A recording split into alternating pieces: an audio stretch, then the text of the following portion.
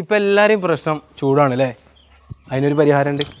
NJ ഇന്ത്യയുടെ heat out സീലിങ്ങിൻ്റെ ഒരു 1300 square feet ചെയ്ത ഒരു സൈറ്റിലേക്കാണ് ഇന്ന് നമ്മൾ എത്തിയിട്ടുള്ളത്.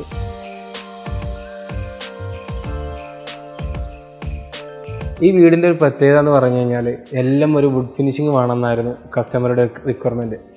അതിലാണ് നമ്മളെ സീലിങ്ങിൽ ഏകദേശം ഒരു 6ഓളം കളേഴ്സുള്ളിൽ നമ്മൾ ഈ ടീക്ക് വുഡ് തന്നെ സെലക്ട് ചെയ്യാൻ കാരണം. അതുപോലെ തന്നെ എൻജെയുടെ ഷെയ്ക്ക് റെഡ് സീരീസിലുള്ള സ്റ്റോൺ കോട്ടഡ് ഷീറ്റും നമ്മളിവിടെ അപ്ലൈ ചെയ്തിട്ടുണ്ട്. ആർക്കിടെക്ട് സൈഡിൽ നിന്നുണ്ടായിരുന്ന ഒരു വലിയ സജഷനായിരുന്നു ഈ റാഫ്റ്ററുകൾ പുറത്തേക്ക് പ്രൊജക്റ്റ് ചെയ്തിരിക്കുക എന്നുള്ളത്.